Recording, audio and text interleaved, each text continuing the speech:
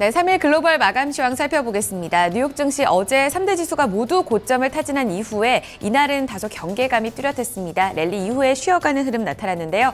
주요 지수부터 확인하겠습니다. 다우지수와 S&P 500 지수가 각각 약보합권 0.4%권에서 하락세가 마무리가 됐고요. 나스닥 지수 같은 경우에는 어제 종가상으로 5천선을 뚫어내는 모습이었습니다. 다만 이날 상승폭을 다소 반납하면서 5천선 밑에서 종가 형성됐습니다. 다우지수 하루 동안의 흐름 살펴보겠습니다. 장중 내내 하락권에서의 움직임이 나타났었고요. 이날 장중 변동폭도 크지는 않은 모습입니다. 시가가 고가가 되는 양상이었습니다. 관망세도 뚜렷했는데요. 이제 금요일에 발표될 미국의 고용지표, 이를 앞두고 관망세가 좀 뚜렷한 모습이었었고 대내적으로 발표된 지표도 좋지는 못했습니다. 2월 미국의 자동차 판매 성적표가 발표가 됐는데 예상보다 부진한 흐름이 나타나게 되면서 다소 이 같은 종목들 위주로의 약세가 이어지는 모습이었었고요. 대외 변수도 불안했습니다. 오바마 미국 대통령이 이란 핵 협상에 대해서 이를 중단할 것을 제안했는데 이란 정부가 이를 받아들일 수 없다고 입장을 밝힌 바 있고요. 우크라이나 정책 금리는 30%로 껑충 뛰어 올랐습니다. 치솟는 물가 그리고 통화 가치 폭락을 막겠다는 입장을 보였는데 예상 밖의 큰 폭의 조정으로 글로벌 증시가 다소 흔들리는 양상이 나타났습니다. 다우지수는 저점에 가깝게 거래 마쳤고요. 이날 85포인트 선을 85포인트를 반납하는 흐름 나타났습니다. S&P 500 지수 이어서 확인하겠습니다. 같은 양상이 이어졌었고요. 특히나 대형주 가운데서는 IT 기술주와 반도체 종목 위주로 하락 시세가 뚜렷한 모습이 나타났습니다. 역시 S&P 500 지수도 고점보다는 저점에 가까운 종가를 형성했습니다. 0.45% 밀리면서 2107포인트 선 종가 마무리됐습니다. 나스닥 지수까지 확인하시죠. 어제 5천선 위쪽에서 5,008포인트 선의 종가를 형성했습니다. 기대감이 더욱더 커졌었는데 이날은 기대감보다는 고점에 대한 경계감이 뚜렷한 하루였습니다. 하루 만에 밀려나면서 거래 마감지였고요. 3대 지수 가운데 가장 큰 폭으로 조정받았습니다. 5천선에서 많이 멀어진 4,979포인트 선의 종가 형성됐습니다. 3대 지수 보신 것처럼 어제 고점 타진 이후에 어떤 재료를 찾는 모습이 나타났습니다. 뚜렷한 재료가 없었던 가운데 소폭 조정 양상이 나타났는데요. 증시에 영향 미쳤던 이슈들 다시 한번 점검하겠습니다. 우성문 기자 살펴주시죠.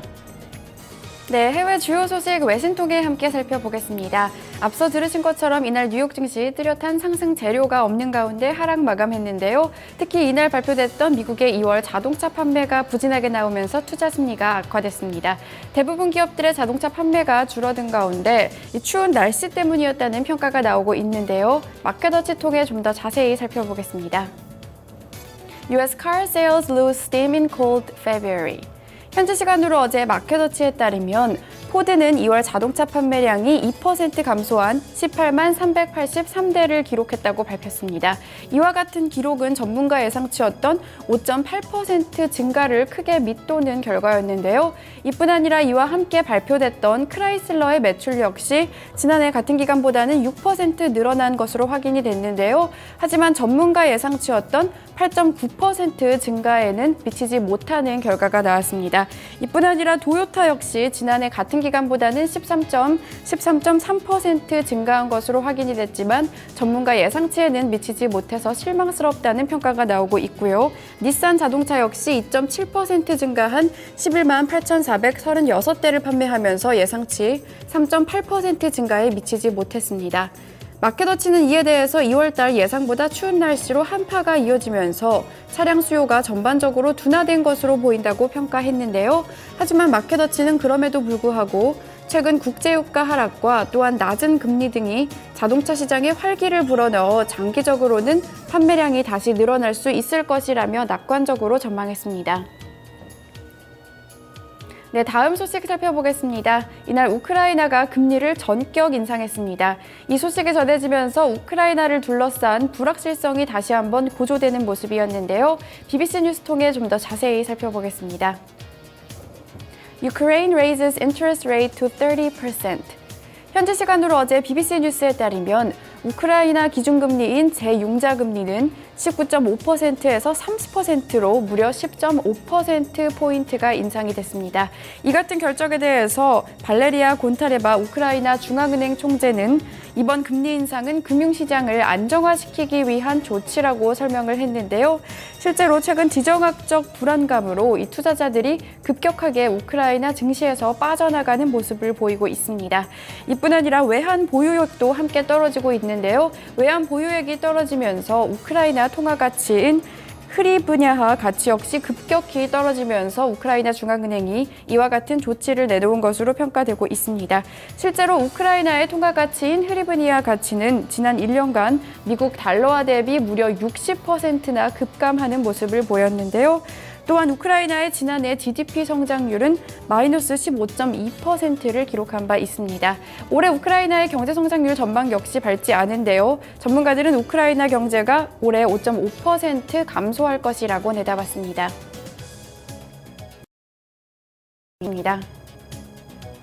네, 자 이렇게 지수별 흐름과 그에 따른 외신 소식들 살펴봤습니다. 자 그러면 각 지수별로 그 안에 이제 구성 종목들 개별 종목 마감은 어떻게 됐는지 그리고 종목별 또 외신 소식들 어떤 소식들이 전해지고 있는지 다시 한번 좀 확인을 해보도록 하겠습니다. 자 시황센터로 연결합니다. 어이제 앵커 그리고 우성문 기자 계속해서 전해주시죠. 다우지수 내에 있는 30개의 구성 종목 흐름입니다. 6개 종목 올랐고요. 24개 종목이 모두 내림 시세가 이어졌습니다. 가장 큰 폭으로 내렸던 쪽 살펴보게 된다면 시스코 시스템즈, 그리고 3M, 제너럴 일렉트릭스, 그리고 비자카드 등 24개 종목이 부진했고요. 반면에 보잉사가 크게 선전했고 월트 디즈니, IBM 등 6개 종목 선전했습니다. 하락 종목부터 다시 한번 확인해 보겠습니다. 하락률 상위 종목의 시스코 시스템즈가 이날 2% 넘게 밀리면서 다우지수 내에서 가장 큰 폭의 하락권을 보였었고요. 이날 다우지수 내에 있는 인텔과 IBM 등 기술주가 나름 선방했는데 마이크로소프트 같은 경우에는 1% 넘는 하락 지세가 이어졌습니다. 또 특징적으로는 유가가 반등에 나서면서 대형 시추 업체들, 원유 업체들이 모두 반등에 나섰는데 다우지수 내에 있는 엑손모빌, 쉐브론 텍사코는 각각 0.7%, 0.4% 하락권에서 마감 지었습니다. 반면에 상승했었던 종목 살펴본다면 보잉사, 미국의 항공기 제조업체가 가장 큰 폭의 선방을 보였습니다. 1% 넘는 강세 흐름 나타났었고요. 월트 디즈니사와 IBM 등이 선방했습니다. S&P 500 섹터의 업종별 흐름 살펴보겠습니다. 지수가 다소 부진하게 나타나게 되면서 경기 방어적 역할을 하는 유틸리티 섹터가 이날 크게 선방했습니다. 0.5% 이상의 하락 상승권이 흐름이 나왔었고요. 에너지주, 국제유가 반등에 따라서 에너지주도 선방하는 흐름이 나타났습니다. 반면에 가장 큰 폭의 조정을 보였던 섹터는 바로 바이오, 헬스케어 종목이었습니다. 1% 가까운 낙폭을 기록했었고요. 그 뒤를 이어서는 반도체와 산업재, 그리고 자본재, 금융과 건축자재 업체도 모두 밀렸습니다. 특징주 확인하겠습니다. 미국의 자동차 업체들의 2월 성적표가 발표가 됐는데요. 다소 부진했습니다. 2위 자동차 업체인 포드가 전년 동기 대비 2% 판매량 감소했고요. 예상치를 하회한 결과였습니다. 이 때문에 2% 넘는 하락 시세 보여줬고요. 반면에 전 제너럴 모터스만이 이날 예상을 소폭 상회한 흐름을 나타냈습니다. 이에 따라서 이날 강보합권에서 거래를 마쳤었고요. 피아트 크라이슬러 역시 예상치를 하회한 결과 보여주면서 3%의 낙폭을 기록했습니다. 자동차 부품주 가운데 오토존이 어닝 서프라이즈를 기록하게 되면서 부품주 가운데서는 큰 폭의 성장을 보여줬습니다. 특징주 하나 더 확인하겠습니다. 마이크론 테크놀로지 이날 반도체 종목들 일제히 낙폭을 키웠는데요. 노무라 증권이 이날 마이크론 테크놀로지에 대해서 투자 의견을 매수에서 중립으로 낮춰 잡았고요. 목표 주가까지 하향 조정하는 흐름 나타났습니다. PC에서 모바일로 옮겨지게 되면서 수요에 대한 우려감을 나타냈고요. 이 때문에 투자 심리 급격하게 얼어붙으면서 5% 큰 폭으로 조정받았습니다. 네, 특징주 보신 것처럼 대체로 전반적인 투자 심리가 어두웠던 가운데 호실적 기록했던 종목들만이 몇몇 종목 강세가 이어졌는데요. 특징주 다시 한번 확인합니다. 우성문 기자. 네, 종목 주요 소식 외신통해 함께 살펴보겠습니다. 앞서 들으신 것처럼 대부분 부진했던 가운데 우수한 실적을 공개했던 기업은 양호한 흐름을 보이는 모습이었는데요. 미국에서 두 번째로 큰 자동차 부품 회사인 오토존이 양호한 실적을 공개했습니다. 월스트리트 저널을 통해 좀 더 자세히 살펴보시죠. AutoZone earning rise on increased inventory. 현지 시간으로 어제 월스트리트 저널에 따르면 오토존은 2월 14일로 끝난 지난 분기에 2억 1,200만 달러, 주당 6달러 51센트의 순이익을 기록했다고 발표했습니다. 이와 같은 수치는 지난해 기록이었던 1억 9,300만 달러, 주당 5달러 63센트보다 훨씬 더 양호한 수치였고요. 이뿐 아니라 전문가 예상치였던 6달러 38센트를 상회하는 결과가 나왔습니다. 이 기간 매출 역시 양호하게 나왔는데요. 이 기간 매출을 살펴보시면요. 지난해 같은 기간보다 8% 늘어난 21억 4천만 달러를 기록하면서 전문가 예상치였던 21만 2천만 달러를 웃도는 모습이었습니다. 특히 자동차 부품 매출이 이 기간 8% 늘어난 20억 6천만 달러를 기록했는데요. 그 밖의 매출 역시 13%나 늘어난 것으로 확인이 됐습니다. 전문가들은 이에 대해서 새로운 매장을 연 것과 재고가 늘어난 것이 실적에 좋은 영향을 미쳤다고 평가했는데요.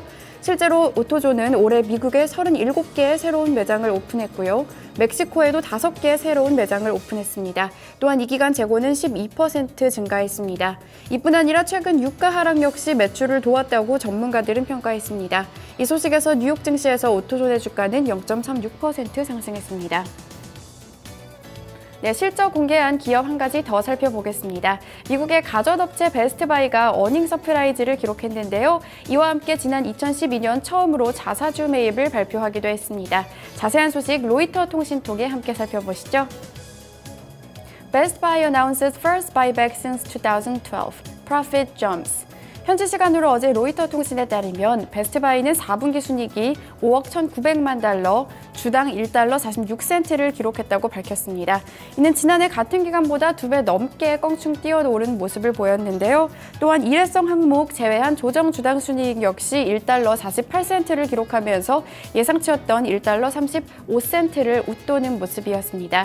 이 기간 매출도 좋았습니다. 142억 달러를 기록하면서 지난해 같은 기간보다 1.3% 늘어난 것으로 확인이 됐는데요. 미국 내 국내 매출 역시 2.8% 증가했고 온라인 매출은 9.7% 늘어났습니다.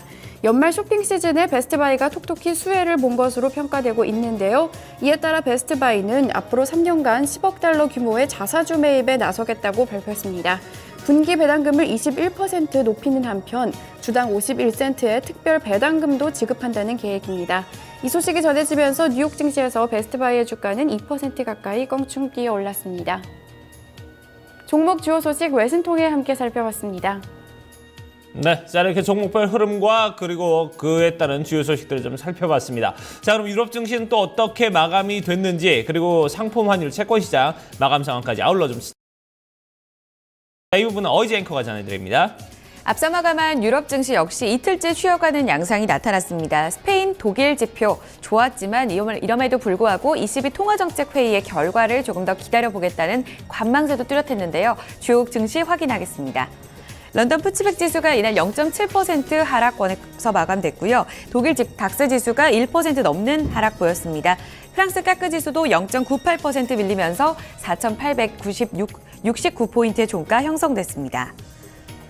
상품 시장 이어서 보겠습니다. 국제 유가는 올랐습니다. 이날 이란 핵 협상 등 미국과 이스라엘의 갈등이 이어지게 되면서 지정학적 리스크가 유가 매수의 원인으로 작용했고요. 50달러 선을 회복해냈습니다. 반면에 금값은 소폭 밀리면서 온스당 0.3% 내렸고요.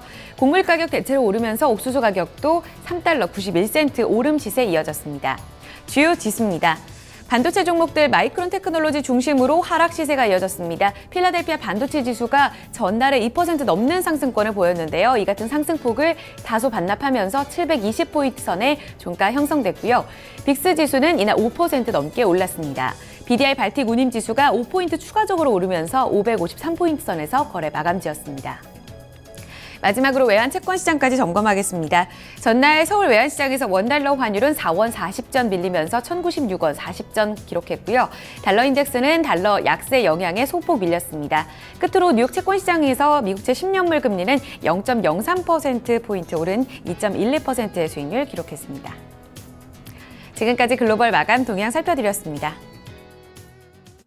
네, 자 이렇게 해서 글로벌 마감 동향까지 토마토 모닝쇼 1부 저희가 숨가쁘게 달려왔습니다. 자, 오늘 아침 날씨 상당히 쌀쌀합니다. 서울 같은 경우는 지금 영하 5도까지 떨어져 있는 것 같은데요. 자, 올 이제 봄 바로 직전에 마지막 꽃샘추위가 되지 않을까 하는 생각이 듭니다. 오늘 하루만 조금 더 좀 단단히 챙겨서 좀 출근을 하시고요. 그리고 나면 이제 앞으로 좋은 봄 소식, 봄 기온을 맞이할 수 있지 않을까 하는 생각이 드네요. 자, 토마토 모닝쇼 1부 순서 여기서 이제 마무리 짓도록 하고요. 저희 잠시 후 2부에서 다시 뵙도록 하겠습니다.